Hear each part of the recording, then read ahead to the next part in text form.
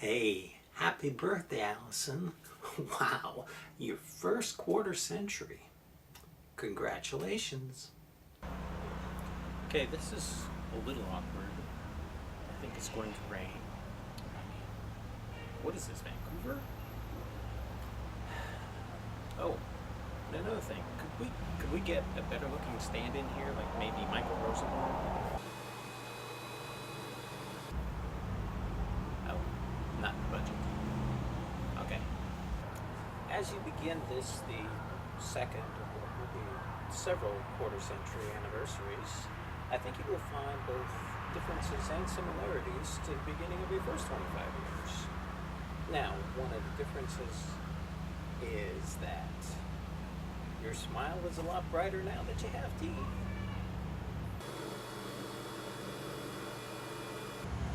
One of the similarities is that people will still comment on how cute you are, and they will still try to pick you up, only they won't be relatives.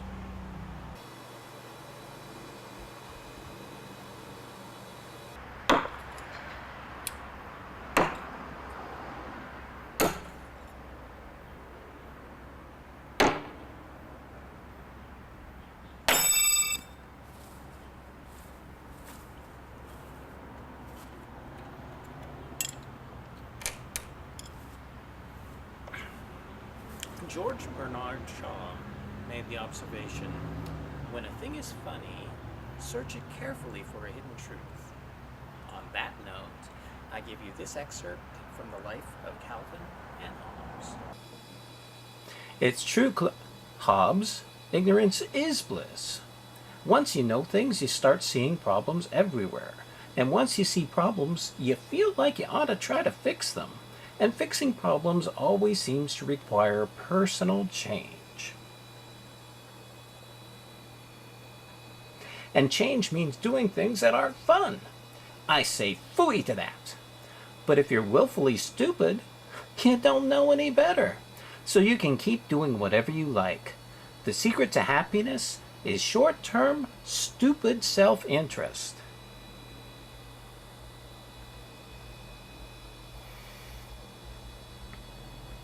Hobbes says, we're heading for that cliff. Calvin, I don't want to know about it. Whoop!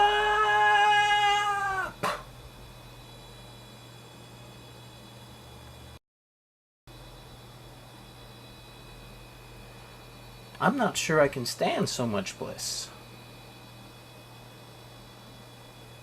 Careful, we don't want to learn anything from this. It is readily apparent, Allison, that you know things. And because you know things, you started seeing the problems, and because you saw the problems, you felt like you ought to try to do something about them. My own path to enlightenment started small, broadened over time. I wasn't always what you would call politically aware. In fact, at one point in time, I thought OPEC was a denture adhesive.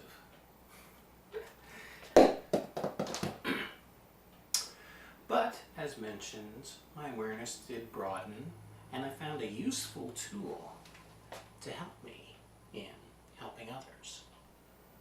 I write. Hi, I'm Darwin, and I'm a writer. From what I understand, admitting you have a problem is an important first step. And the symptoms are advancing.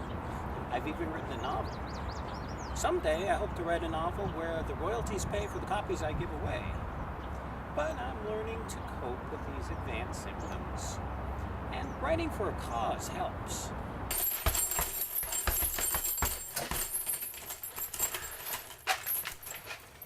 I fight stereotypes. I'll write as quickly as you can. Name 5 Native American authors. Now you just need 4 more. How you doing? And while you're thinking of that, how about naming 5 Native American directors, producers, opera singers, cameramen, comedians. Now, a lot of people, including natives, don't think of these jobs generally in relation to natives. I have a theory about it. The parallels between the black experience and the native experience are pretty amazing when you really take a look at it. I mean, besides the marginalization where both cultures were considered to be less than human, there were also laws enacted to create separate societies for both. Now, the place where my black brothers and sisters excelled, and we natives didn't, was in the entertainment industry.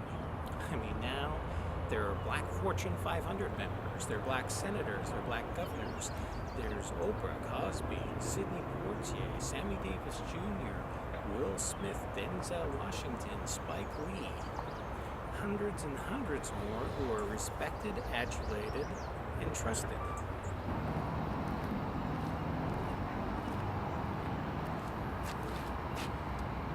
Okay, natives, of course, have their classic movies as well. I mean, there's Billy Jack, who's played by a white guy, and then, of course, other iconic natives who've been played by Burt Lancaster or Charles Bronson. There's even a native good guy played by Mel Brooks. What's up with that? Bruce Lee took a giant step forward by being a Chinese hero who was accepted by every culture, and as a result, the entire culture took that giant step with him. This is what natives need as well. The media portrays negative stereotypes of natives, and as a result, we don't have a lot of positive self-images reflected back at us. I mean to change that.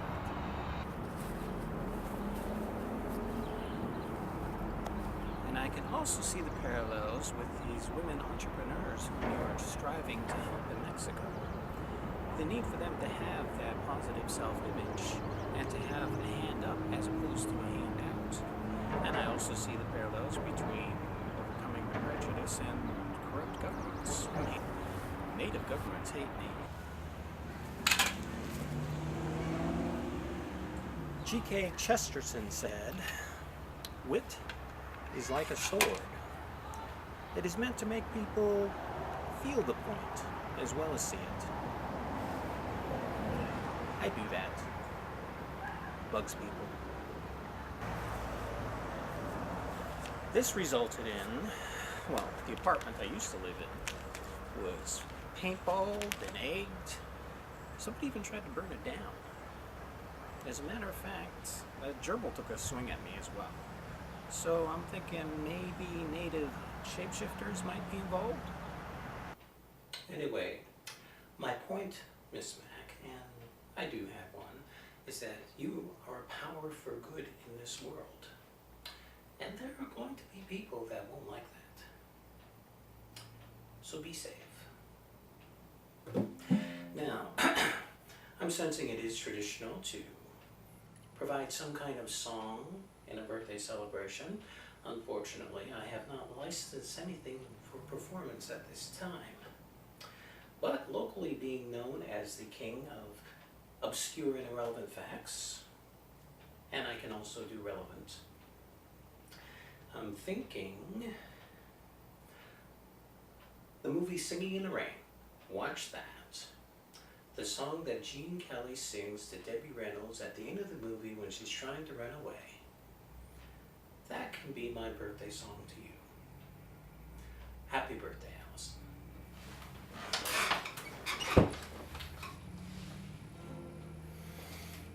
Oh, and do you think you could talk to the writers about not letting Tom get his butt kicked so much? Guys are with you, Tom.